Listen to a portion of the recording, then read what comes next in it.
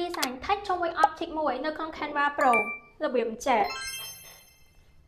ចាំគាត់ចង់ដឹងឯងថាយើងធ្វើមិននៅក្នុង Canva តោះមកមើលវីដេអូនេះទាំងអស់គ្នាវាស្លេចលើ app នេះតោះមកអ្នកគ្នា typing នៅហ្នឹងទៅអ្នកគ្នាវាយ type graph ចឹងកន្លែង text នេះអ្នកគ្នាវាយអក្សរនៅវាយអក្សរអីដែលអ្នកគ្នាចង់ដាក់នៅក្នុង artwork ហ្នឹង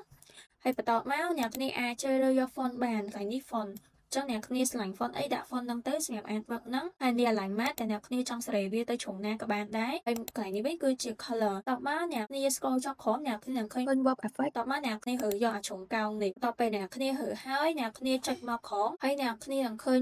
add to design កន្លែងនេះដែលខ្ញុំ record បាត់កន្លែងហ្នឹងតមកវា load text មកនេះចឹងពេលដែល load មកនេះហើយអ្នកគ្នាត្រូវ download វាហើយតមកអ្នកគ្នា complete ចុច transparent background នេះផងនៅពេលដែល download ហើយអ្នកគ្នាគ្រាន់ upload មកចឹងនៅពេលដែលអ្នកគ្នា upload នេះចំពោះ text ក្រោមអ្នកគ្នាធ្វើដូចគ្នាបែបប៉ុន្តែគ្រាន់អ្នកគ្នាបដូរទៅជា costume ហើយវិញចឹងចំពោះគ្នាអាចសេរីវាមកទាញវាចុះមកក្រោមមកហើយបន្តមកពេលទាញហើយខ្ញុំដូរពណ៌បន្តិចទៅជាពណ៌សតខ្ញុំ download វាដូចមិញចឹង upload ដូចគ្នាចឹងនៅពេលដែលយើង upload ហើយហ្នឹងហើយខ្ញុំ add រូបភាពហើយខ្ញុំចង់ឲ្យរូបភាពហ្នឹងឲ្យទៅដល់កន្លែង text ហ្នឹងអូខេខ្ញុំចូលកន្លែង layer ដើម្បីឲ្យវាទាញរូបហ្នឹងមកកណ្ដាលអីចឹងណាចំពោះ add text នៅជុំវិញ object មួយមានតែប៉ុណ្្នឹងចឹងខ្ញុំអរគុណអ្នកគ្នាមែនតើសម្រាប់ការមើលវីដេអូរបស់ខ្ញុំបើសិនអ្នកគ្នាចូលចិត្តវីដេអូរបស់ខ្ញុំកុំភ្លេចការចុច follow មួយផងដើម្បីឃើញ